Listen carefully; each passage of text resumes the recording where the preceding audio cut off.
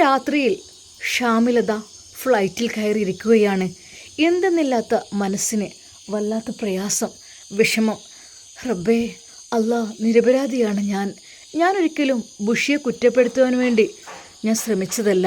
അത് അവളുടെ നല്ല ജീവിതത്തിന് വേണ്ടി മാത്രമായിരുന്നു എൻ്റെ ചിന്തകൾ. രാത്രിയുടെ ഇരുട്ടിലൂടെ മിന്നിമറയുന്ന വിമാനത്താവളത്തിൻ്റെ റൺവേ. ഓരോന്നായി വിമാനങ്ങൾ ആകാശത്തേക്ക് ഉയരുന്നു. അവയിൽ ഒന്നിൻ്റെ ജനറൽ സീറ്റിൽ, അതെ, വിൻഡോയുടെ അടുത്തുള്ള സീറ്റിൽ തല ചായ്ച്ചിരുന്ന ആളായിരുന്നു ഷാമിൽ. ഒരുപാട് യാത്രക്കാരുണ്ട്. അവൻ്റെ കണ്ണുകൾ പുറത്തോട്ടായിരുന്നെങ്കിലും മനസ്സ് ഒരുപാട് ദൂരെ, അത് സ്വന്തം നാട്ടിലായിരുന്നു.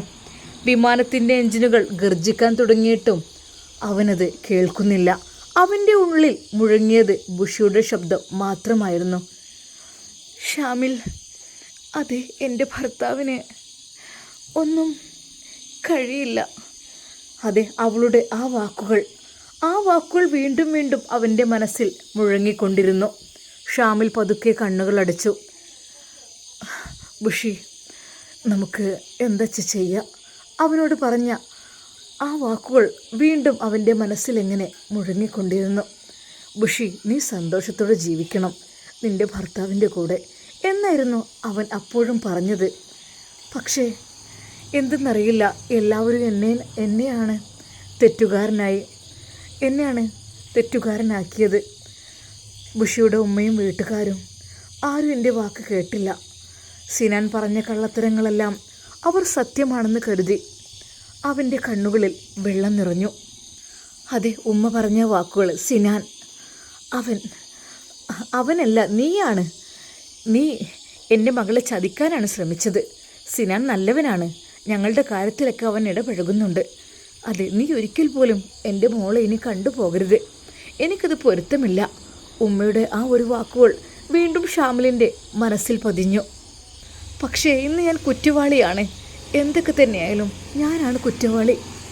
എല്ലാവരും എന്നെ വെറുക്കപ്പെട്ടു കഴിഞ്ഞു. അതേസമയം വിമാനത്തിനുള്ളിൽ മധുരമുള്ള ശബ്ദം മുഴങ്ങി. പ്രിയപ്പെട്ട യാത്രക്കാരെ, ഏതാനും നിമിഷങ്ങൾക്കകം നമ്മുടെ വിമാനം പറന്നുയരും. ദയവായി എല്ലാവരും സീറ്റ് ബെൽറ്റ് ധരിക്കുക. ആ ശബ്ദം കേട്ടപ്പോഴാണ് ഷാമിൽ ചിന്തകളിൽ നിന്ന് ഉയർന്നത്. അപ്പോഴേക്കും പുഞ്ചിരിയോടെ ഒരു എയറോസ്റ്റസ് അവൻ്റെ അടുത്തെത്തി. സർ, ബെൽറ്റ് ഇടട്ടെ? ഷാമിൽ ചെറുതായി പുഞ്ചിരിക്കാൻ ശ്രമിച്ചു. അതെ. അവൾ വളരെ ശ്രദ്ധയോടെ ബെൽറ്റ് എടുത്ത് അവൻ്റെ അരക്ക് ചുറ്റി കെട്ടിക്കൊടുത്തു. എത്രയോ പ്രാവശ്യം വിമാനയാത്ര ചെയ്ത ആളായിരുന്നു ഷാമിൽ. ബെൽറ്റ് ഇടാൻ പഠിപ്പിക്കേണ്ട ആവശ്യമൊന്നുമില്ല. എന്നാൽ ഇന്ന് അവൻ്റെ മനസ്സ് മറ്റൊരിടത്തായിരുന്നു. കൈകൾ പോലും അനങ്ങാൻ അവന് കഴിഞ്ഞില്ല. എയറോസ്റ്റസ് അത് മനസ്സിലാക്കിയതുപോലെ ശാന്തമായി ചോദിച്ചു, സർ, എന്തു പറ്റി? എന്തെങ്കിലും ടെൻഷൻ? No thanks. അത്രമാത്രം മറുപടി. അവൾ വീണ്ടും പുഞ്ചിരിച്ചുകൊണ്ട് അടുത്ത യാത്രക്കാരൻ്റെ അടുത്തേക്ക് നടന്നു. ഷാമിൽ ചുറ്റും നോക്കി. ഓരോ സീറ്റിലും ഓരോ കഥകൾ. ഓരോരുത്തർ ഭാര്യയെയും കുഞ്ഞിനെയും വിട്ടു പോകുന്നു. പലരുടെയും മനസ്സിൽ ദുഃഖം. ചിലർ ഫാമിലിയുമായി. അങ്ങനെ ആരോ പ്രായമായ മാതാപിതാക്കളെ കെട്ടിപ്പിടിച്ച് കരഞ്ഞാണ് വിമാനത്തിൽ കയറിയത്. ആരോ പുതിയ ജീവിതത്തിൻ്റെ സ്വപ്നങ്ങളുമായി. കല്യാണം കഴിഞ്ഞിട്ട് 1 മാസം പോലും തികയാതെ പ്രിയപ്പെട്ട ഭാര്യയെ വിട്ടു പോരുന്ന ആളുകൾ. ആരൊക്കെയോ കടം വീട്ടാനുള്ള പ്രതീക്ഷയോടെ ഗൾഫിലേക്ക് പോകുന്ന ഓരോ യാത്രക്കാരൻ്റെയും ഹൃദയത്തിൽ ഒരു കഥയുണ്ട്. അവരൊക്കെ പുറമെ ചിരിക്കുമ്പോഴും ഉള്ളിൽ കരയുകയായിരുന്നു. ഷാമിൽ പതുക്കെ ജനൽ തുറന്നു നോക്കി. പുറത്ത് വിമാനത്തിൻ്റെ ചിറകുകൾ വെളിച്ചത്തിൽ തിളങ്ങുന്നു. കുറച്ച് നിമിഷങ്ങൾക്കകം വിമാനം പതുക്കെ റൺവേയിലൂടെ ഓടിത്തുടങ്ങി. വേഗം, പതുക്കെ, വീണ്ടും വേഗം, ഇനിയും വേഗം. പെട്ടെന്ന് ഒരു വലിയ ഉയർച്ച. ഭൂമി താഴേക്ക് മാറി തുടങ്ങി. നഗരത്തിലെ ലൈറ്റുകൾ ചെറുനക്ഷത്രങ്ങൾ പോലെ തോന്നി. വീടുകൾ തീപ്പെട്ടിയുടെ വലിപ്പമായി. റോഡുകൾ നേർത്ത വരകളായി. പച്ചപ്പാടങ്ങൾ പതുക്കെ മേഘങ്ങൾക്കിടയിൽ മാഞ്ഞു. ഷാമിലിൻ്റെ കണ്ണുകൾ നിറഞ്ഞു. അതെ, എൻ്റെ നാട്, എൻ്റെ ബാല്യം, എൻ്റെ ഉപ്പ. ഇവിടെയാണ് എൻ്റെ ബുഷി. എൻ്റെ ഉപ്പയോടൊരു വാക്ക് പറഞ്ഞിട്ടില്ല. അവൻ കൈകൾ കൂട്ടിപ്പിടിച്ചു. അല്ലാഹുവേ, അവളെ കാത്തുകൊള്ളണേ അല്ലാ. റബ്ബേ, പാവമാണ് ആ പെണ്ണ്. ഒരു ഭർത്താവിൻ്റെ സ്നേഹവും സുഖവും അവൾ എന്തെന്ന് അനുഭവിച്ചിട്ടില്ല. അതെ, അവൾ ആർക്കു വേണ്ടി അവർ ജീവിക്കുന്നു. ഭർത്താവാണെങ്കിൽ ആരുടെയോ ഇഷ്ടത്തിന് വേണ്ടി ജീവിക്കുന്നു. അല്ലാതെ പഠിച്ചോനെ, ആലോചിക്കാൻ കൂടി കഴിയുന്നില്ല. കാത്തുകൊള്ളണമേ. വിമാനം മേഘങ്ങൾക്കിടയിലൂടെ കയറി. ഒരു നിമിഷം ജനലിന് പുറത്തൊന്നും കാണാനായില്ല. അതെ, നല്ല ഇരുട്ട്. അത് കഴിഞ്ഞ് മേഘങ്ങൾക്ക് മുകളിൽ വിമാനം ഉയർന്നു. ഒരു ഭാഗത്ത് ചന്ദ്രൻ്റെ പ്രകാശം അതാ വെള്ളിക്കളറായി പരന്നു കിടക്കുന്നതായിരുന്നു. താഴെ കാർമേഘങ്ങളുടെ സമുദ്രം. മുകളിൽ അതെ, ആ നിലാവെളിച്ചത്തിലൂടെ ആകാശം പതുക്കെ അവൻ കണ്ടു. ഷാമിൽ ജീവിതത്തിൽ പലവട്ടം ഈ കാഴ്ച കണ്ടിട്ടുണ്ട്. പക്ഷെ ഇന്ന് അതൊന്നും അവൻ്റെ മനസ്സ് ആസ്വദിക്കുന്നില്ല. ബുഷിയുടെ മുഖം മാത്രമാണ് അവൻ കാണുന്നത്. സിനാൻ്റെ വാക്കുകൾ ഓർമ്മ വന്നു. അവൻ്റെ മുഖം ദേഷ്യത്തോടെ ചുവന്നു. അവൻ എന്തെങ്കിലും അവളെ ചെയ്താൽ, ഇല്ല, അങ്ങനെയൊന്നും സംഭവിക്കരുതേ പഠിച്ചോനെ. ബുഷിയുടെ അടുത്തേക്ക് അവൻ നീങ്ങിക്കഴിഞ്ഞാൽ ഒരിക്കലും അവൻ അറിയാത്ത അവസ്ഥ. കുറച്ച് സമയത്തിന് ശേഷം ഭക്ഷണം വിതരണം തുടങ്ങി. എയറോസ്റ്റസ് വീണ്ടും അവൻ്റെ അടുത്തെത്തി. സർ, വെജാണോ നോൺ വെജാണോ? No thanks. കുറച്ചെങ്കിലും കഴിക്കൂ സാർ. നോ താങ്ക്സ്, വിശപ്പില്ല. അവർ ഒരു ജ്യൂസ് മാത്രം അവൻ്റെ മുമ്പിൽ വെച്ച് കൊടുത്തു. എങ്കിൽ ഇതെങ്കിലും കുടിക്കൂ. ഷാമിൽ നന്ദിയോടെ തലകുലുക്കി. വിമാനം മുന്നോട്ട് പറന്നുകൊണ്ടേയിരുന്നു. താഴെ നീലക്കടൽ, അവസാനമില്ലാത്ത വെള്ളം. ചന്ദ്രൻ്റെ പ്രകാശം കടലിൽ വീണ് വജ്രങ്ങൾ വിതറിയതുപോലെ തിളങ്ങുന്നു. കുറച്ച് മണിക്കൂറുകൾ കടന്നു. ചില യാത്രക്കാർ ഉറങ്ങി, ചിലർ സിനിമ കണ്ടു, കുട്ടികൾ കളിക്കുന്നു. എന്നാൽ ഷാമിൽ ഒരു നിമിഷം പോലും ഉറങ്ങിയില്ല. ഓരോ മിനിറ്റും ബുഷിയെക്കുറിച്ചുള്ള ചിന്തകൾ. ഇപ്പോൾ അവൾ എന്ത് ചെയ്യായിരിക്കും? സിനാൻ അവളുടെ റൂമിലെങ്ങാനും വന്ന് പെട്ടിട്ടുണ്ടാവുമോ? എനിക്കറിയുന്നില്ല റബ്ബേ. ആ ദുഷ്ടൻ അവളെന്തെങ്കിലും ചെയ്യുമോ? ഉമ്മര് പക്ഷെ ഉറങ്ങിപ്പോകും. എന്നാൽ എൻ്റെ ബുഷിയുടെ അരികിലേക്ക് അവൻ വന്നു കഴിഞ്ഞാൽ, അവൾക്ക് എഴുന്നേൽക്കാൻ പോലും പറ്റാത്ത സിറ്റുവേഷനായി കഴിഞ്ഞാൽ, അവൾക്ക് എന്താണെന്ന് പറ്റിയതുപോലെ ഞാൻ അറിയുന്നില്ല. അതോ അറിഞ്ഞിരുന്നെങ്കിൽ അവളുടെ ട്രീറ്റ്മെൻ്റ് ഒന്ന് നോക്കാമായിരുന്നു.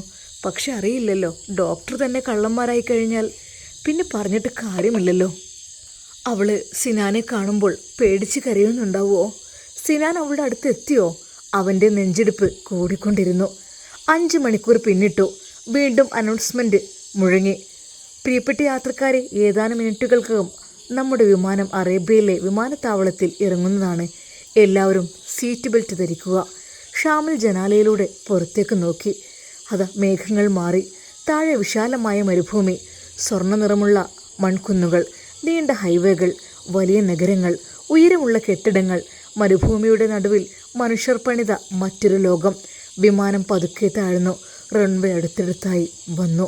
ഒടുവിൽ ടച്ച്. ചക്രങ്ങൾ റൺവേയിൽ തട്ടി. വിമാനം മൊത്തത്തിലൊന്ന് കുലുങ്ങി. ചെറിയൊരു കുലുക്കം.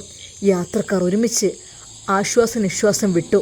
വിമാനം പതുക്കെ മുന്നോട്ട് നീങ്ങി. ഷാമിൽ ജനാലയിലൂടെ പുറത്തേക്ക് നോക്കി. അതെ, വീണ്ടും അതേ നാട്, വീണ്ടും അതേ ജോലി, വീണ്ടും അതേ പ്രവാസ ജീവിതം. എന്നാൽ ഇത്തവണ അവൻ്റെ മനസ്സ് നാട്ടിൽ തന്നെയായിരുന്നു. എന്നെ കാത്തിരിക്കാൻ എൻ്റെ പ്രിയപ്പെട്ട അറബിച്ചി, അതെ, ഉമ്മുൽ ഖൈർ അവരുണ്ടാകും എന്നൊരാശ്വാസം. എന്തെന്നറിയില്ല, ഉമ്മുൽ ഖൈറിൻ്റെ അടുത്തേക്ക് പോകുമ്പോൾ എൻ്റെ പെറ്റുമ്മയുടെ അടുത്തേക്ക് പോകുന്ന പോലെയാണ് അവന് തോന്നിയത്. ബുഷിയുടെ സുരക്ഷയെക്കുറിച്ചുള്ള ഭയവും തൻ്റെ മേൽ പതിച്ച തെറ്റിദ്ധാരണയുടെ വേദനയും ഒരു നാൾ സത്യം പുറത്തു വരുമെന്ന പ്രതീക്ഷയും മാത്രമാണ് അവൻ്റെ ഹൃദയത്തിൽ ബാക്കിയുണ്ടായിരുന്നത്. അവൻ പതുക്കെ കണ്ണുകൾ അടച്ച് പ്രാർത്ഥിച്ചു. റബ്ബേ, ഞാൻ നിരപരാധിയാണെന്ന് ഒരു നാൾ എല്ലാവർക്കും ബോധ്യപ്പെടുത്തണമേ അല്ലാ. ബുഷിയെ എല്ലാ അപകടത്തിൽ നിന്നും രക്ഷിക്കണേ, കാത്തു രക്ഷിക്കണമേ അല്ലാ. ആ പ്രാർത്ഥനയോടെയായിരുന്നു ഷാമിൽ വീണ്ടും അറേബ്യൻ മണ്ണിലേക്ക് തൻ്റെ ജീവിതത്തിൻ്റെ മറ്റൊരു അധ്യായം ആരംഭിക്കുവാൻ വിമാനത്തിൽ നിന്ന് എഴുന്നേറ്റത്. സൂര്യൻ തലക്ക് മുകളിൽ, തീ പെയ്യുന്ന ഉച്ച. 5 മണിക്കൂർ നീണ്ട യാത്രയ്ക്ക് ശേഷം വിമാനം പതുക്കെ റൺവേയിൽ തൊട്ടു. ഒരു ചെറിയ കുലുക്കത്തോടെ ഷാമിലിൻ്റെ ജീവിതം വീണ്ടും പ്രവാസത്തിൻ്റെ മണ്ണിലേക്ക് തിരികെ എത്തി. വിമാനത്തിൻ്റെ വാതിൽ തുറന്നതും ചൂടുള്ള കാറ്റ് അകത്തേക്ക് അടിച്ചു കയറി. ആ ചൂട് ശരീരത്തെ തൊട്ടെങ്കിലും ഷാമിലിൻ്റെ മനസ്സിൻ്റെ ഉള്ളിലെ തീയേക്കാൾ അതൊന്നും ആയിരുന്നില്ല ബുഷി. അവൻ്റെ മനസ്സിൽ വീണ്ടും ആ പേര് മാത്രം. യാത്രക്കാർ ഓരോരുത്തരായി എഴുന്നേറ്റ് പുറത്തേക്ക് ഇറങ്ങാൻ തുടങ്ങി. ചിലർ സന്തോഷത്തോടെ ഫോണെടുത്ത് വീട്ടിലേക്ക് വിളിച്ചു. അൽഹംദുലില്ലാ എത്തി. ചിലരുടെ മുഖത്ത് ക്ഷീണം, ചിലരുടെ മുഖത്ത് പ്രതീക്ഷ. പക്ഷേ ഷാമിലിൻ്റെ മുഖം മാത്രം ആഴത്തിലുള്ള ദുഃഖം. വിമാനത്തിൻ്റെ പടികൾ ഇറങ്ങുമ്പോൾ അവൻ ആ നിമിഷം ആകാശത്തേക്ക് നോക്കി. റബ്ബേ, എൻ്റെ ബുഷിയെ കാത്തോളണേ. അവൻ പതുക്കെ ടെർമിനലിനുള്ളിലേക്ക് നടന്നു. വലിയ ഹാളുകൾ, നീണ്ട നടപ്പാതകൾ, ലോകത്തിൻ്റെ പല രാജ്യങ്ങളിൽ നിന്നെത്തിയ ആയിരക്കണക്കിന് ആളുകൾ, ഓരോരുത്തരും ഓരോ ലക്ഷ്യത്തിലേക്ക്. ഷാമിലും നടന്നു. എമിഗ്രേഷൻ കൗണ്ടറിലെ നീണ്ട വരിയിൽ അവനും നിന്നു. മുൻപിലുള്ളവർ ഓരോരുത്തരായി പാസ്പോർട്ട് കാണിച്ച് മുന്നോട്ട് പോകുന്നു. ഷാമിലിൻ്റെ ഊഴമെത്തി. അധികാരി പാസ്പോർട്ട് വാങ്ങി. കുറച്ച് ചോദ്യങ്ങൾ. എവിടെ ജോലി? എത്ര വർഷമായി? എത്ര ദിവസം നാട്ടിലായിരുന്നു? ഷാമിൽ ചുരുക്കം മറുപടി കൊടുത്തു പറഞ്ഞു. അധികാരി പാസ്പോർട്ട് മുദ്ര പതിപ്പിച്ചു. വെൽക്കം. ചെറിയ പുഞ്ചിരി. പക്ഷെ ഷാമിലിന് ചിരിക്കാനായില്ല. അവൻ വീണ്ടും മുന്നോട്ട് നടന്നു. സ്കാനിങ്, സെക്യൂരിറ്റി പരിശോധന, ഒന്നൊന്നായി എല്ലാ നടപടികളും. അത് കഴിഞ്ഞു. ലഗേജ് ബെൽറ്റിനരികിലേക്ക് എത്തിയപ്പോൾ ആളുകളെല്ലാവരും സ്വന്തം സൂട്ട് കേസിനായി കാത്തുനിന്നു. വലിയ പെട്ടികൾ, കാർട്ടൂണുകൾ, കുട്ടികളുടെ കളിപ്പാട്ടങ്ങൾ, വീട്ടിൽ നിന്ന് കൊണ്ടുവന്ന അച്ചാറുകളും പലഹാരങ്ങളും നിറച്ച ബാഗുകൾ. ഷാമിൽ മാത്രം ഒരു ചെറിയ തോൾ ബാഗുമായി. അവൻ്റെ ലോകം അത്രയേ ഉണ്ടായിരുന്നുള്ളൂ. ഒരു ജോഡി പാൻറ്റും ഷർട്ടും, ഫോൺ, കയ്യിലെ വാച്ച്, ചില രേഖകൾ, അത്രമാത്രം. ബെൽറ്റിന് മുന്നിൽ നിൽക്കേണ്ട ആവശ്യം പോലും അവനില്ലായിരുന്നു. അവൻ നേരെ പുറത്തേക്കുള്ള വഴിയിലേക്ക് നടന്നു. ഓട്ടോമാറ്റിക് ഗ്ലാസ് വാതിൽ തുറന്നു. പുറത്തിറങ്ങിയ നിമിഷം തീ പോലെ ചൂടുള്ള കാറ്റ് അവൻ്റെ മുഖത്തടിച്ചു. അവനറിയാതെ കണ്ണുകൾ ചുരുട്ടി. നാട്ടിൽ ഈ സമയത്ത് നല്ല മഴ പെയ്യുന്നുണ്ടാവും. തെങ്ങുകൾ കാറ്റിലാടുന്നുണ്ടാകും. മണ്ണിൻ്റെ മണം നിറഞ്ഞ വായു. പക്ഷെ ഇവിടെ ചുട്ടുപൊള്ളുന്ന മരുഭൂമി. ദൂരെയായി ഈത്തപ്പനകൾ നിറഞ്ഞു നിൽക്കുന്നു. അവയുടെ പച്ചപ്പ് പോലും ആ ചൂടിനെ തോൽപ്പിക്കാനാകുന്നില്ല. റോഡുകളിൽ നിന്ന് ചൂട് ആവിയായി ഉയരുന്നു. ഒരു നിമിഷം ഷാമിൽ അവിടെ തന്നെ നിന്നു. എന്താ റബ്ബേ, ഞാൻ എന്തു ചെയ്യും? എൻ്റെ ബുഷി അവൻ ഉപദ്രവിക്കുമോ? ആ ചിന്ത അവൻ്റെ നെഞ്ച് കീറി മുറിച്ചു. അപ്പോൾ പിന്നിൽ നിന്ന് ഒരു മലയാള ശബ്ദം. ബ്രോ, എന്താ ആലോചിച്ച് നിൽക്കുന്നത്? ഇറങ്ങുന്നില്ലേ? ഷാമിൽ തിരിഞ്ഞു നോക്കി. മറ്റൊരു പ്രവാസി. മുഖത്ത് ക്ഷീണമുണ്ടെങ്കിലും ചിരിയുണ്ടായിരുന്നു. ഷാമിൽ ചെറുതായി തല കുലുക്കി. വരുന്നു. അവൻ പതുക്കെ മുന്നോട്ട് നടന്നു. ടാക്സി സ്റ്റാൻഡിൻ്റെ അടുത്തെത്തിയപ്പോൾ ഒരു യുവാവ് വന്നു. ബംഗ്ലാദേശുകാരനായിരുന്നു. Sir, taxi. ഷാമിൽ ക്ഷീണത്തോടെ നോക്കി. യെസ്. Luggage sir. ഷാമിൽ തൻ്റെ തോളിലെ ചെറിയ ബാഗ് കാണിച്ചു. No luggage. യുവാവ് അതിശയത്തോടെ ചിരിച്ചു. Only this. യെസ്. അവൻ ബാഗ് വാങ്ങാൻ ശ്രമിച്ചെങ്കിലും ഷാമിൽ തന്നെ പിടിച്ചു നിന്നു. ഇത് ഞാൻ കൊണ്ടുപോകാം. അവർ ടാക്സിയുടെ അടുത്തെത്തി. ഡ്രൈവർ വാതിൽ തുറന്നു. 50ഓളം വയസ്സുള്ള ഒരു പാകിസ്ഥാനി താടിയിൽ നര കയറിയിരിക്കുന്നു. മുഖത്ത് സൗമ്യത. അസ്സലാമു അലൈക്കും. വലൈക്കും അസ്സലാം. എവിടേക്കാണ് പോകേണ്ടത്? ഷാമിൽ തൻ്റെ താമസ സ്ഥലത്തിൻ്റെ വിലാസം ഫോണിൽ കാണിച്ചു കൊടുത്തു. ഡ്രൈവർ തലകുലുക്കി. ശരി. ടാക്സി പതുക്കെ നീങ്ങി. എയർപോർട്ട് പിന്നിലായി. വിശാലമായ ഹൈവേകൾ, ഇരുവശത്തും മരുഭൂമി. ഇടയ്ക്കിടെ ഈന്തപ്പന തോട്ടങ്ങൾ, വലിയ ട്രക്കുകൾ, അറബിക് ബോർഡുകൾ. അകത്ത് നിശബ്ദത. കുറച്ചു സമയം കഴിഞ്ഞ് ഡ്രൈവർ സംസാരിക്കാൻ തുടങ്ങി. ഇന്ത്യ? യെസ്. കേരള? യെസ്. എത്ര വർഷമായി ഇവിടെ? കുറേ വർഷം. അവധി കഴിഞ്ഞ് വന്നതാണോ? അതെ. വീട്ടിലെല്ലാവർക്കും സുഖമാണല്ലോ? ആ ചോദ്യമെത്തിയപ്പോൾ ഷാമിൽ മിണ്ടാതെയായി. ഡ്രൈവർ റിയർ വ്യൂ മിററിലൂടെ അവൻ്റെ മുഖം നോക്കി. കണ്ണുകൾ നിറഞ്ഞിരിക്കുന്നു. Sir, any problem? No problem. Shamil ജനലിലേക്ക് തിരിഞ്ഞ്. ഒന്നുമില്ല, നോ പ്രോബ്ലം. പക്ഷേ ശബ്ദം വിറച്ചിരുന്നു.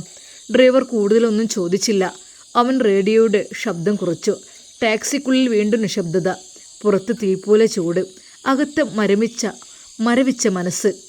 ജനാലയിലൂടെ പുറത്തു നോക്കിക്കൊണ്ട് ഷാമിൽ പറഞ്ഞു. ബുഷി, ഞാൻ നിന്നെ ഒറ്റക്കാക്കിയിട്ടില്ല പെണ്ണേ. സാഹചര്യമാണ് എന്നെ അകറ്റിയത്. നീ എന്നെ വിശ്വസിക്കുന്നുണ്ടോ? ഒരു നാൾ സത്യം എല്ലാവരും അറിയും. അതുവരെ നീ സുരക്ഷിതയായിരിക്കണം. അവൻ്റെ കണ്ണിലൂടെ ഒരു തുള്ളി കണ്ണുനീർ കവിളിലൂടെ പതുക്കെ ഒഴുകി. ടാക്സി വേഗത്തിൽ ഹൈവേയിലൂടെ മുന്നേറിക്കൊണ്ടിരുന്നു. പ്രവാസത്തിൻ്റെ നഗരം വീണ്ടും അവനെ സ്വീകരിക്കുകയായിരുന്നു. എന്നാൽ ഷാമിലിൻ്റെ ഹൃദയം ഇപ്പോഴും ആയിരക്കണക്കിന് കിലോമീറ്റർ അകലെയുള്ള തൻ്റെ നാട്ടിലും ബുഷിയുടെ അരികിലുമായിരുന്നു. ആ യാത്ര അവസാനിച്ചിരുന്നില്ല. അതവൻ്റെ ജീവിതത്തിലെ ഏറ്റവും കഠിനമായ അധ്യായത്തിൻ്റെ തുടക്കം മാത്രമായിരുന്നു. തൻ്റെ പ്രിയപ്പെട്ട ഉമ്മ തനിക്ക് വേണ്ടി കാത്തിരിക്കുന്നുണ്ടാവും ഉമ്മുൽ ഖൈർ. അതെ, അവരോടെല്ലാം ഒന്ന് തുറന്ന് പറയണം എനിക്ക്. ഒരു പക്ഷേ എൻ്റെ എല്ലാ വിഷമങ്ങളും അതോടുകൂടി മാറുമായിരിക്കും. അല്ലാതെ അവർ സ്വന്തം വീട്ടുകാരോട് പറഞ്ഞിട്ട് അവർക്ക് വിശ്വാസമില്ല. അവരെല്ലാവരും എന്നെ തെറ്റിദ്ധരിച്ചു. ബുഷിയുടെ ഉമ്മയും അതെ എൻ്റെ കൂട്ടുകാരൻ അജ്മൽ വരെ എന്നെ തെറ്റിദ്ധരിച്ചു. റബ്ബേ, എൻ്റെ പ്രയാസങ്ങൾ വിഷമങ്ങൾ നീ മാറ്റിത്തരണേ അല്ലാ. എൻ്റെ ബുഷിയെ നീ സംരക്ഷിക്കണേ അല്ലാ. ടാക്സിയിൽ നിന്ന് ഇറങ്ങുന്നതിന് മുമ്പായിട്ട് പടച്ച റബ്ബിനോട് അവൻ ഹൃദയം പൊട്ടി പ്രാർത്ഥിച്ചു.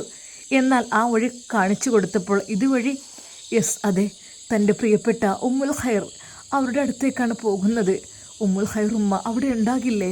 ഉണ്ടായാൽ മതിയായിരുന്നു. അവൻ അല്പം ആശ്വാസത്തോടെ തൻ്റെ പ്രിയപ്പെട്ട ഉമ്മയുടെ ആ കൊട്ടാരത്തിലേക്കുള്ള വഴി പാകിസ്ഥാനിക്ക് കാണിച്ചു കൊടുത്തു. ഇൻഷാ അല്ലാ നമുക്കിതിൻ്റെ ബാക്കി ഭാഗം നാളെ കാണാം.